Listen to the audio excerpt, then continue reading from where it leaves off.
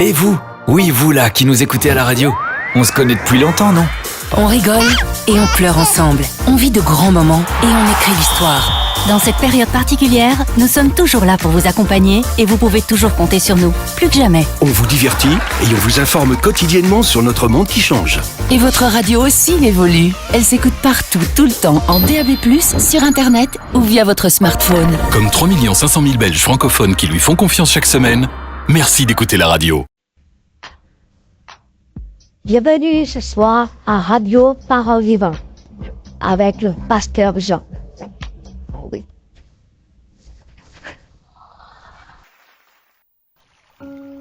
Bienvenue mes frères et sœurs ce soir à Radio Parole Vivante. Et nous allons parler d'un thème avec la miséricorde de Dieu. On va parler des pieds de notre Seigneur Jésus-Christ. On va parler de ses pieds. Chacun peut facilement chercher dans les évangiles quelques personnes qui sont venues aux pieds de Jésus. Et quand nous lisons, frères et sœurs, le livre de Matthieu 15 et 29, parle que Jésus est près de la mer de Galilée. Pour un peu de tranquillité, il était là-bas. Il est monté sur une montagne et s'est assis là. Mais de grandes foules viennent à lui en amenant toutes sortes de maladies et de malades et le jetèrent à ses pieds. Que fait-il? Au lieu d'invoquer sa fatigue ou son désir de tranquillité, il est guéri de sorte que les foules le glorifient et glorifient Dieu seulement. Alléluia.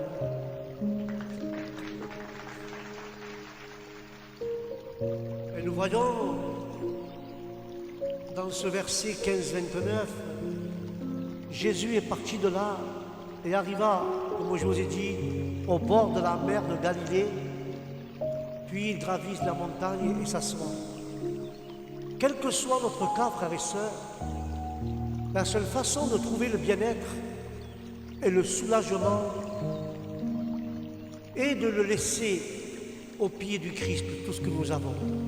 Que ce soit maladie, problèmes familiaux, économie ou autre chose, nous devons le laisser au pied de notre Seigneur Jésus-Christ et de le soumettre à lui, tout ce que nous avons, et de remettre tout à sa disposition. Ceux qui veulent la santé spirituelle du Christ doivent être gouvernés comme il le veut lui. Regardez l'œuvre qu'il a accomplie, le péché. À quelle variété de maladies les corps humains sont soumis.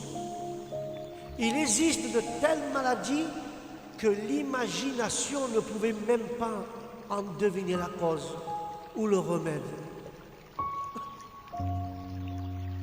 Mais cependant,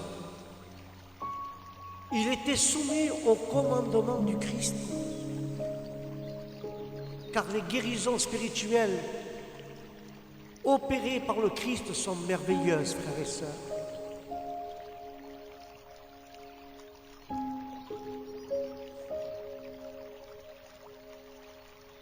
Quand il fait voir les âmes aveugles par la foi, les muets parlent par la prière, et les boiteux et les estropiés marchent dans une sainte obéissance, cela est merveille.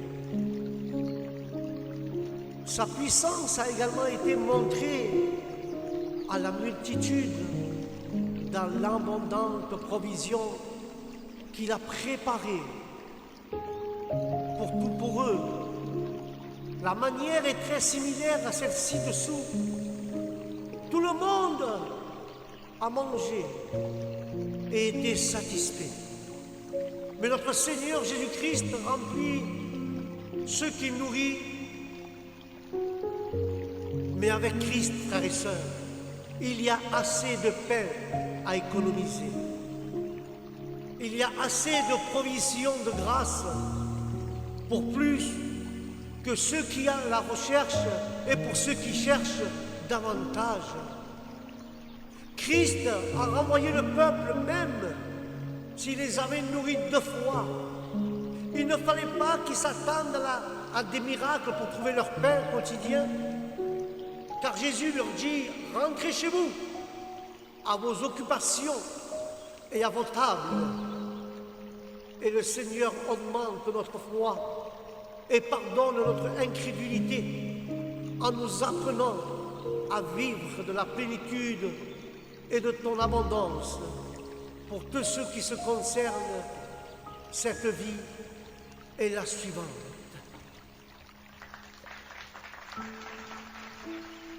Et dans le livre de Marc 25, nous parle d'une femme grecque qui vient au pied de Jésus. Il était rentré dans une maison pour que personne ne le sache. Va-t-il la recevoir? Et cette femme se jeta à ses pieds.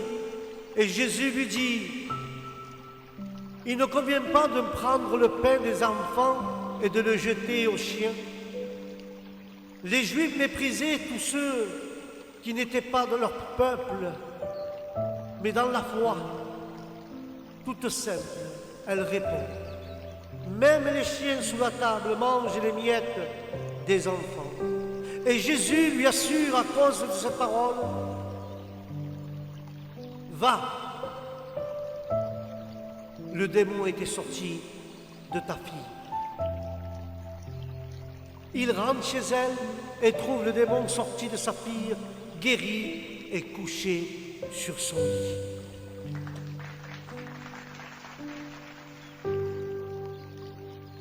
Cette histoire de Marc 25, en effet, très vite, une femme qui avait une fille possédée par un mauvais esprit a pris son arrivée alors qu'elle alla se jeter à ses pieds. Mais le Christ, frères et sœurs, n'a jamais renvoyé quiconque qui tombait à ses pieds. Ce qu'une pauvre âme tremblante peut faire. Comme elle était une bonne femme, frères et sœurs. Elle était aussi une bonne mère. Et cela l'amène à venir au pied du Christ. Et le fait de dire que les enfants soient satisfaits d'abord montre que la miséricorde était pour les païens et non lointaine. Elle parle non pas pour prendre à la légère la miséricorde, mais pour magnifier l'abondance, guérison miraculeuse faite aux Juifs, qui contrairement à une seule guérison n'était qu'une miette. Ainsi, tandis que les orgueilleux pharisiens sont abandonnés par les bienheureux sauveurs, il manifeste sa compassion pour les pauvres et les humbles pécheurs, qui comptent sur lui pour leur pain de leurs enfants. Il cherche et sauve toujours ce qui est ou ce qui a été perdu. Mais Luc 7,37 parle de l'un des pharisiens invita Jésus à manger alors qu'il se rendit chez le pharisien et s'assit à sa table. Une femme qui était venue, une pécheresse, a l'audace d'entrer dans la maison du pharisien qui a invité Jésus pour manger avec lui. Consciente de l'inconvenance de sa démarche, elle se tient derrière à ses pieds, les arrose de larmes et les essuie avec ses cheveux, les couvrant et en les baisant, en loignant d'un parfum. Et le pharisien est scandalisé par une petite parabole. Et Jésus le reprend en lui disant et en lui rappelant comme il a mal accueilli, tandis que cette femme ne peut être beaucoup, elle peut être beaucoup pardonnée, car elle a beaucoup aimé. Mais celui qui qui a peu pardonné, aime peu. Tous étaient étonnés. Mais Jésus dit à la femme, ta foi t'a sauvé, va-t'en en paix. Personne ne peut vraiment percevoir à quel point le Christ est précieux et la gloire de l'Évangile, sauf ceux qui ont le cœur brisé. Bien qu'ils ressemblent à ceux-ci, ne peuvent pas s'exprimer suffisamment de dégoût de soi pour le péché, ni l'admiration pour sa miséricorde. Mais ceux qui ne suffisent à eux-mêmes seront dégoûtés parce que l'Évangile encourage les pécheurs repentants. Et le pharisien limite ses pensées au mauvais caractère antérieur de la femme. Au lieu de se réjouir des signes de son repentement, sans pardon gratuit, aucun de nous ne peut échapper à la colère à venir. Notre bon Sauveur l'a acheté avec son précieux sang pour lui donner gratuitement à tous ceux qui croient en lui. Car le Christ, à travers une parabole, a forcé à Simon à reconnaître que la grande pécheresse qui était cette femme devait lui démontrer un plus grand amour. Lorsque ses péchés étaient pardonnés, apprenez ici que le péché est une dette et que vous êtes tous pécheurs et débiteurs envers Dieu. Car le Tout-Puissant,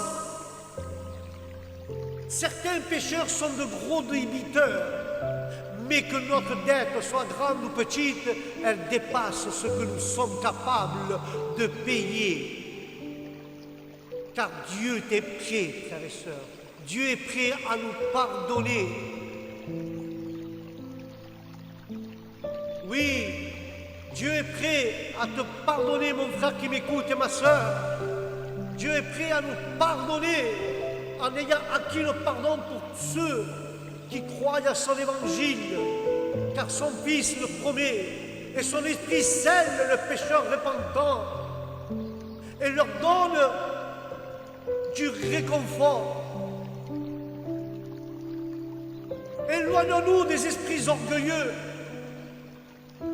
Éloignons-nous des esprits orgueilleux du pharisien et dépendons simplement de notre Seigneur Jésus-Christ seul. Et réjouissons-nous en lui et soyons ainsi prêts à lui obéir avec plus de zèle et à le recommander plus fortement autour de nous.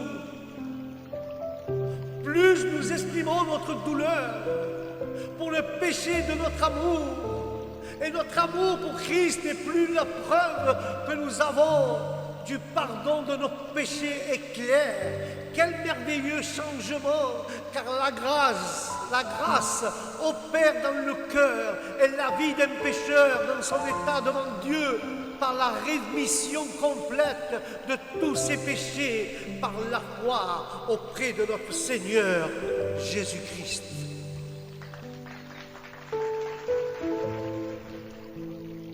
Mais le livre de Marc 5,17 parle ainsi. Alors les gens commencèrent à supplier Jésus de quitter la région.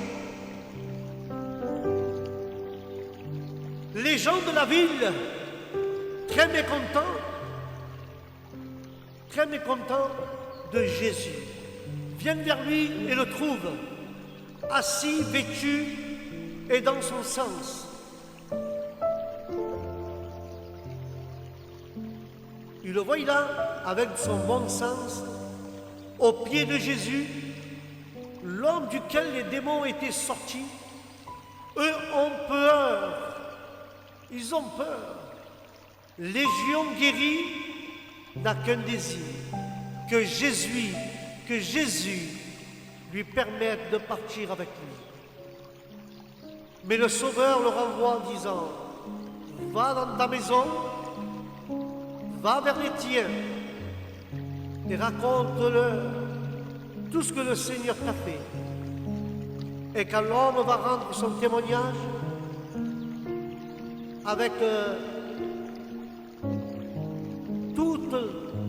la région. Auparavant, frères et sœurs, Auparavant, il était là. Auparavant, il était emporté par le démon dans le désert, puis délivré par le Seigneur. Par la puissance, il était sous la puissance diabolique. Et maintenant, il va publier, témoigner tout ce que Jésus lui avait fait. Alléluia. Certains pécheurs, frères et sœurs, ont purement, intentionnellement, sont comme ce fou. Les commandements de la loi sont comme des chaînes qui les entravent pour retenir les pécheurs dans leur mauvaise voie, Mais ils cassent ces freins et c'est la preuve de la puissance du diable en eux. Mais une légion de soldats était composée de 6000 hommes, ou plus.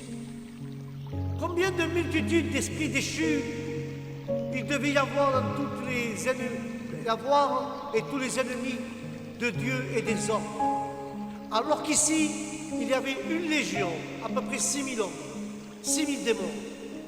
Ceux qui se dressent contre nous,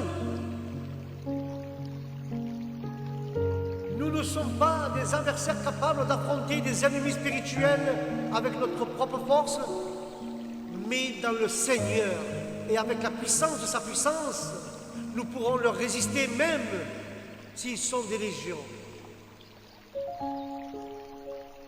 Lorsque le transgresseur le plus vil est délivré de l'esclavage du diable par la puissance de Jésus, il s'assoit content aux pieds du Maître, aux pieds de son libérateur, et étend sa parole qui libère les misérables de l'esclavage du diable et les compte parmi les saints et ses serviteurs. Quand les gens apprirent que leur cochon était perdu, ils aimèrent plus le Christ que la patience et la miséricorde peuvent être vues. Même dans les mesures correctives par lesquelles les hommes perdent leurs biens et sauvent leur vie. Et ils sont avertis de rechercher le salut de leur âme, car l'homme a joyeusement proclamé les grandes choses que Jésus avait faites pour lui. Tous les hommes étaient étonnés, mais peu le suivèrent. Beaucoup d'eux ne peuvent que s'émerveiller devant les œuvres de notre Seigneur Jésus-Christ, mais ne tombent pas amoureux de lui. Beaucoup aiment Jésus, aiment la parole, aiment les réunions, mais ne tombent pas amoureux de notre Seigneur comme ils le devraient. Nous devons tomber amoureux de la parole, nous devons tomber amoureux de notre Seigneur Jésus-Christ, car l'amour de Dieu, lui, nous l'a démontré en donnant son Fils. De quelle manière, frères et sœurs, nous lui montrons notre amour envers lui?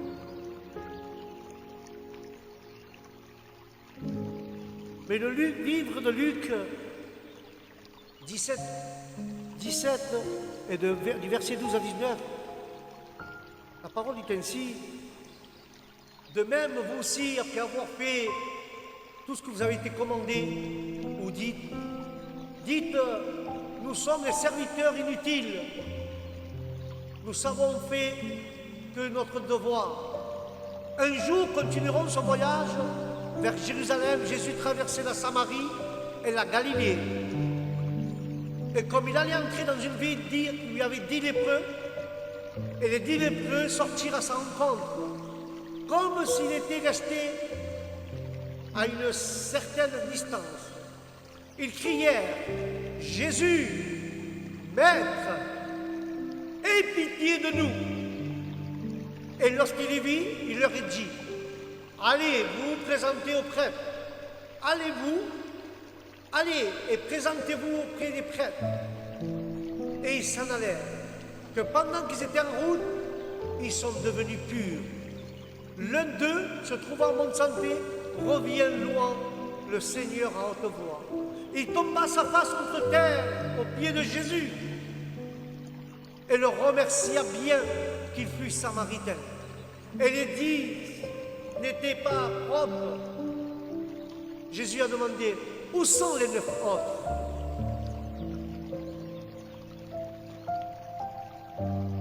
Les 10 lépreux crièrent de loin à Jésus.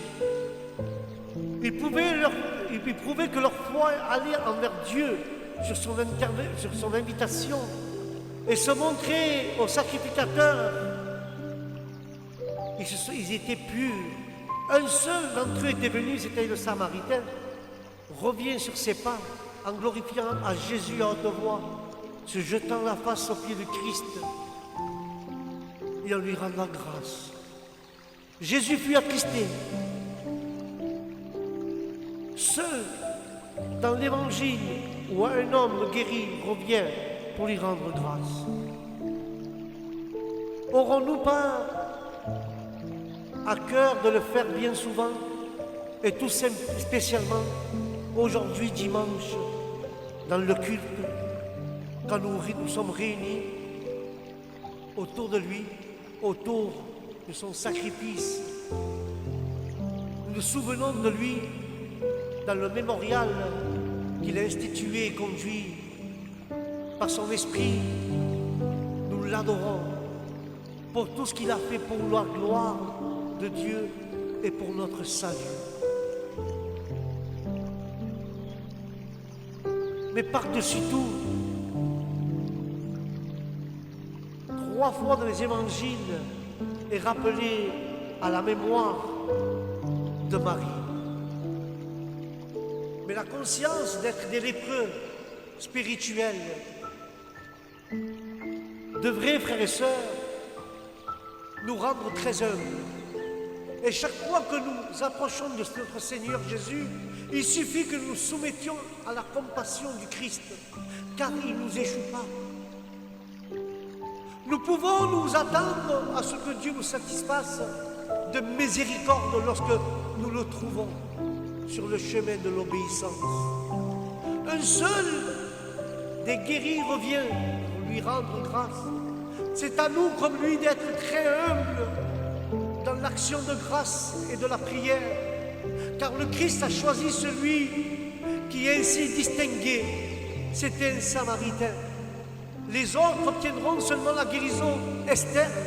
Celui-ci eut la bénédiction spirituelle.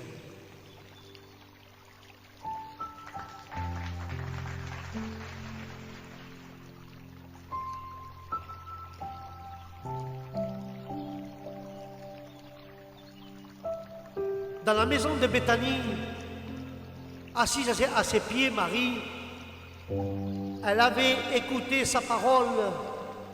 Après la mort de Lazare, elle n'était pas allée au tombeau pour y pleurer, comme le pensaient les Juifs, venue consoler les 2 sœurs, mais elle était venue là où était Jésus.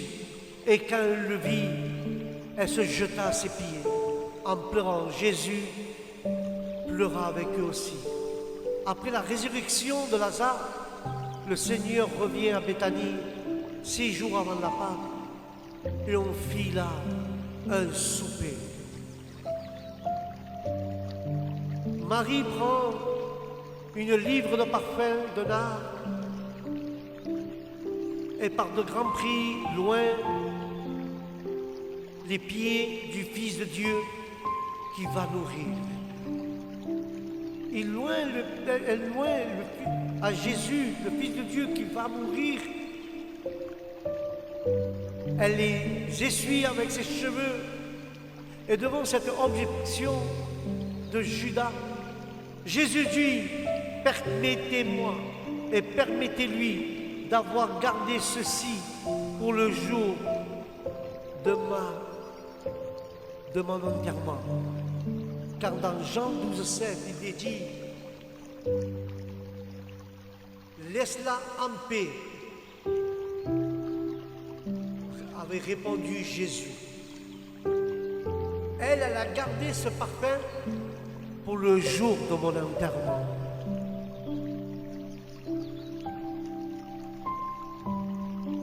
Et Marie avait pris ce parfum pour l'enterrement de Jésus. Lui savait ce qu'il attendait et elle le représentait. Et de tout son cœur, elle avait répandu le parfum de l'adoration et de la reconnaissance. Mais le Christ, auparavant, avait réprimandé Marthe parce qu'elle s'était occupée à trop de services, mais elle n'a pas cessé de servir comme certains qui, avec bellicisme, vont à l'autre extrême lorsqu'ils se trouvent déficients pour avoir exagéré une chose. Elle continue à servir, mais à la portée des paroles de grâce du Christ. Et Marie a donné un signe d'amour au Christ, qui lui avait donné de véritables signes de son amour pour elle et pour sa famille. Elle est loin de Dieu. Elle a été loin de Dieu et sera notre loin. De même que Dieu a versé sur lui l'huile de la joie, encore plus sur ses compagnons, ainsi verseront sur lui l'oignon de ses merveilles affections. Car le péché insensé et agrémenté d'un prétexte crédible de Judas, ne nous devrions pas penser que ceux qui nous rendent pas service à notre manière ne le font pas d'une manière acceptable, car l'amour de l'argent qui règne est un vol du cœur, et la grâce de notre Seigneur Jésus-Christ fait des commentaires aimables sur les paroles et les actions pieuses, faisant ressortir le meilleur de ce qui est mauvais et le maximum de ce qui est bon. Il faut profiter des opportunités et d'abord, et avec la plus de vigueur, ceux qui sont probablement les plus courts. Mais attention, conspirer pour l'empêcher l'effet intérieur du miracle en tuant Lazare est tellement iniquité, de méchanceté et de folie qu'on peut le comprendre, sauf par la mère intimité du cœur, l'amertume et l'intimité du cœur humain contre Dieu. Ils décidèrent que l'homme, que le Seigneur l'avait ressuscité des morts, devait mourir. Mais le succès de l'Évangile met souvent si en colère les méchantes personnes qui parlent et qui agissent comme s'ils s'attendaient à triompher contre le Seigneur Tout-Puissant. Mais n'oublions pas, nous devons faire comme Marie, être à ses pieds, avec le parfum de l'adoration, répandre ce parfum d'adoration dans nos lèvres pour adorer notre Seigneur, lui donner la grâce et le remercier de tout ce qu'il a fait pour nous, en signe de notre reconnaissance et de notre amour envers notre Seigneur Jésus-Christ. Amen et Amen. Voilà mes frères et mes sœurs, c'était le thème de ce soir, aux pieds de Jésus, les pieds de Jésus. Il y avait beaucoup de monde qui était aux pieds de Jésus. Mais ce soir, je veux t'apporter quelque chose. Si tu n'es pas encore venu aux pieds du Christ, il est temps que tu te mettes en compte avec Dieu. Toi qui ne connais pas Jésus, approche-toi. Mais toi qui le connais, réconcilie-toi. Car Jésus est là. Jette-toi à ses pieds. Mets-toi face sur terre à genoux. Et sois repentis-toi et demande pardon. Et déverse ce qu'il y a dans ton cœur. Et déverse avec tes lèvres un parfum d'adoration. un parfum de reconnaissance envers ton Créateur, en lui disant, Seigneur, pardonne mes péchés. Je t'en supplie. Je veux t'adorer, te glorifier. Je suis à tes pieds, Seigneur. Je veux t'obéir et aider mon prochain.